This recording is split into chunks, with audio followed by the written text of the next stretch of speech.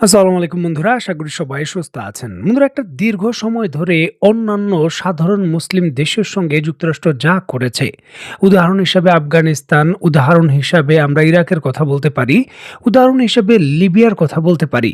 এই সকল দেশে যুক্তরাষ্ট্র যা যা করেছে ঠিক একই ধরনের কার্যকলাপ তারা ইরানের সঙ্গে করবে আর পার পেয়ে যাবে, এমনটাই কিন্তু তারা হয়তো ধরে নিয়েছিল। তবে তাদের এই ধারণা সম্পূর্ণভাবে ভুল। ইরান এমনভাবে শক্তিশালীভাবে প্রতিক্রিয়া দেখিয়েছে যে রাশিয়ার মতো সুপার পাওয়ারও সরাসরি যুক্তরাষ্ট্রের বিরুদ্ধে দেখাতে পারেনি।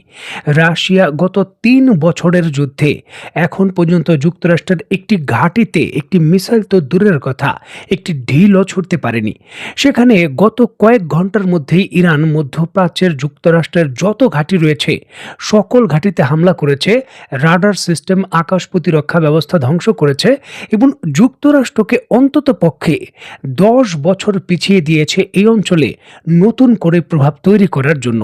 আর ঠিক এমতো অবস্থায় ঐতিহাসিক যেই সিদ্ধান্তের অপেক্ষায় আমরা ছিলাম, অবশেষে ইরান সেই ঐতিহাসিক সিদ্ধান্ত নিয়েছে, হরমুজ প্রণালী বন্ধ করে দিয়েছে আক্রমণ করে। আর এই ঘোষণা সরাসরি ইরানের নেভির পক্ষ থেকে ওয়্যারলেসের মাধ্যমে সকল জাহাজকে জানিয়ে দেওয়া হয়েছে। চলুন আমরা সেই ঘোষণাটি শুনি। Attention all ships. This is Sepah Navy, Iran's Islamic Revolutionary Guard Corps Navy. From now on, all navigating through the Strait of Hormuz is forbidden. No ship in every type is not allowed to pass from the Strait of Hormuz till next notice. This is Sepah Navy, out. Iran অনির্দিষ্টকালের জন্য Hormuz প্রণালী সম্পূর্ণভাবে বন্ধ করে দিয়েছে। কোনো জাহাজ Hormuz প্রণালী দিয়ে পার্সিয়ান সাগরে প্রবেশ করতে পারবে না বা পার্সিয়ান সাগর থেকে ওমান সাগরে বেরোতে পারবে না। সম্পূর্ণভাবে নিষেধ। এমনকি ছোট ছোট মাছ ধরার যদি নৌযানও হয় সেগুলো প্রবেশ বা বের হতে পারবে না। পরিষ্কার কথা। এখন যুক্তরাষ্ট্র এবং পশ্চিমা বিশ্বের সংবাদ মাধ্যম এটিকে এমনভাবে বলছে যে ইরান চাইলেই কি এই হরমুজ প্রণালী বন্ধ করতে পারে, আন্তর্জাতিক নিয়ম তো পারে না। এখন প্রশ্ন হলো, যুক্তরাষ্ট্র এবং ইসরায়েল চাইলেই কি ইরানে আক্রমণ করতে পারে? আন্তর্জাতিক নিয়ম এটা সম্ভব নয়। তারা আন্তর্জাতিক নিয়ম ভঙ্গ করেছে, সুতরাং ইরান কেন বসে থাকবে? দেখুন, এখানে ইউরোপীয় ইউনিয়ন ইরানকে অনুরোধ করেছিল যে আমরা তো হামলা করিনি, যুক্তরাষ্ট্রের সঙ্গে তো আমরা যুক্ত নই, শুধু আমাদের যে সকল জাহাজ এবং তেলের ট্যাঙ্কার রয়েছে তাদের ছেড়ে দিন। তবে ইরানের পরিষ্কার জবাব, কাউকে ছাড় দেওয়া হবে না। ইরানের মানুষ যুক্তরাষ্ট্রের হামলায় যে সাফার করছে, পুরো পৃথিবীর বিশেষ করে জ্বালানি নির্ভর যে সকল দেশ রয়েছে, ইউরোপের দেশগুলো, তাদেরও কিন্তু এর উপযুক্ত যে পেইন রয়েছে সেটা ভোগ করতে হবে। সবার জন্য সমান, সম্পূর্ণভাবে বন্ধ।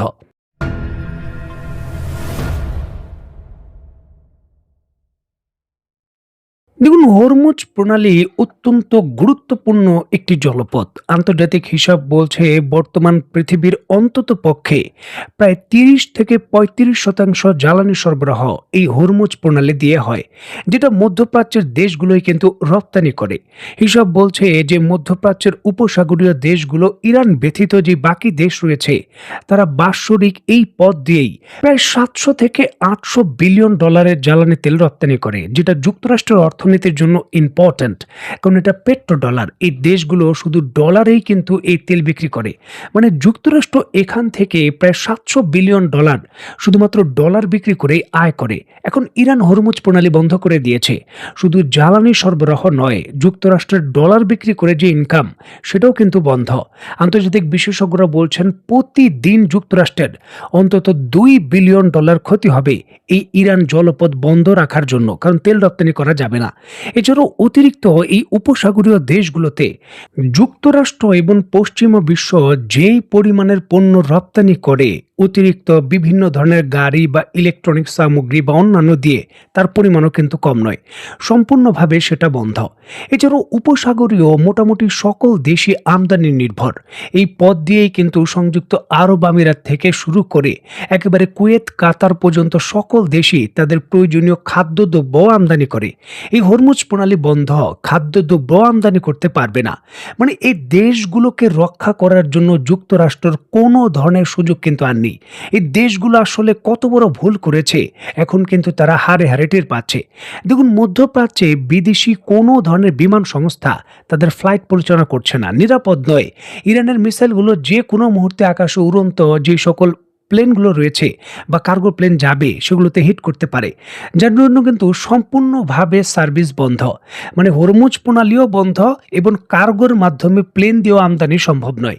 এই দেশগুলো এখন ইরানের যে সিদ্ধান্ত তার উপর নির্ভর করছে যে কি ক্রাইসিসে তারা থাকবে না থাকবে না। যুক্তরাষ্ট্রের উপর প্রচণ্ডভাবে চাপ রয়েছে যে ইরানের সঙ্গে নিজে এখন নেগোসিয়েশন করে ইরানের পক্ষে একটি চুক্তি করার। যদি তারা না করে তাহলে উপসাগরীয় এই যে সোনার ডিম পাড়ার হাঁস রয়েছে দেশগুলো, তাদেরও রক্ষা করা যাবে না, হরমুজ প্রণালীও রক্ষা করা যাবে না। বিশ্ব অর্থনীতিতে ডলারের যে কৃত্রিম চাহিদা সেটাও বজায় রাখা যাবে না। কিন্তু সামরিক বিশেষজ্ঞরা বলছেন মাত্র আধা ঘন্টার ভেতর অতর্কিতভাবে এখানে পদক্ষেপ নিয়ে হরমুজ প্রণালী বন্ধ করে ইরান তার কন্ট্রোল নিয়ে যুক্তরাষ্ট্রের একেবারে জায়গা মতো হাত দিয়েছে।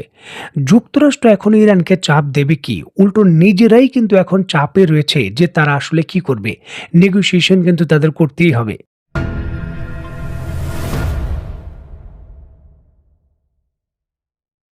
দেখুন, যে কোনো জলপথ বন্ধ করার জন্য সি মাইন বা পানির নিচে যে মাইন পেতে রাখা হয় সেটা খুবই গুরুত্বপূর্ণ। যদি কোনো দেশ কোনো জলপথ বন্ধ করার জন্য সি মাইন পেতে রাখে এবং এর একটি ম্যাপ তৈরি করে, যে ম্যাপটি দীর্ঘকালীন তাদের কৌশলগত অস্ত্র হিসাবে ব্যবহার হতে পারে। দেখুন, চীনের মতো মিত্র দেশ যারা রয়েছে ইরানের, তাদের জাহাজগুলো ফ্রিভাবে চলাচল করতে পারবে। তাদের কাছে কিন্তু সেই সি মাইন থেকে বাঁচার জন্য যে ম্যাপ রয়েছে সেটা সরবরাহ করবে ইরান। তবে এটি অন্যান্য দেশের জন্য একটা বিপজ্জনক বিষয়। দেখুন, যুদ্ধকালীন পরিস্থিতি রয়েছে, ইরান চাইলেই এখন সি মাইন দিয়ে সম্পূর্ণভাবে হরমুজ প্রণালী ব্লক করে দিতে পারে। যদিও পরবর্তী সময় আপোষ হয়, তখন কিন্তু ইউরোপীয় দেশ বা অন্যান্য দেশগুলোকে এই সি মাইনের জন্য আবার নেগোসিয়েশন করতে হবে বা সি মাইন অপসারণের জন্য আবার হরমুজ প্রণালীতে দীর্ঘদিন বিপুল পরিমাণে ঝুঁকিপূর্ণ কাজ করতে হবে। সুতরাং ইরানের সিদ্ধান্তের উপর অনেক কিছু নির্ভর করছে। আর এই জন্যই ইউরোপীয় ইউনিয়ন এবং অন্যান্য বড় দেশের পক্ষ থেকে জাপান এবং দক্ষিণ কোরিয়া অন্যান্য দেশ ইরানের সুপ্রিম লিডার আয়াতুল্লাহ খামেনির কাছে অনুরোধ করেছেন যে এই হরমুজ প্রণালী আপনারা ব্লক করে রেখেছেন ঠিক আছে, তবে দয়া করে এখানে কোনো সি মাইন স্থাপন করবেন না, তাহলে এটি দীর্ঘকালীন এই পথটিকে ঝুঁকিপূর্ণ করবে এবং ইরানের কন্ট্রোল নেওয়ার যে বিষয় রয়েছে সেটা আরও শক্তিশালী করবে। এখন প্রশ্ন হচ্ছে, লড়াইটা শুরু হয়েছে বাঁচা মরার, ইরানের অস্তিত্ব রক্ষা করার। ইরান তার সর্বশক্তি কেন ব্যবহার করবে না? এই পথটিকে কেন সে ব্লক করবে না? কারণ তার দেশে পণ্য আনা নেওয়া করার জন্য বন্দর আব্বাস রয়েছে, যেটা হরমুজ প্রণালীর বাইরে একেবারে ওমান সাগর দিয়ে বের হওয়া যায়। মানে হরমুজ প্রণালীতে প্রবেশ করতে হবে না। এখন ইরানের জাহাজগুলোর হরমুজ প্রণালীতে প্রবেশ করতে হবে না। তাদের চাবাহার পোর্ট রয়েছে বন্দর আব্বাস। সেখানে তারা এই পথ যদি বন্ধ করে দেয়, ইরানের পণ্য আনা নেওয়ার ক্ষেত্রে কোনো অসুবিধা নেই। তবে পার্সিয়ান সাগরের উপকূলে যে দেশ রয়েছে, সৌদি আরব থেকে শুরু করে কাতার, কুয়েত, এই দেশগুলো বিপুল পরিমাণে পণ্য এবং অর্থ সংকটে পড়বে, কারণ তারা পণ্য রপ্তানিও করতে পারবে না, আমদানিও করতে পারবে না।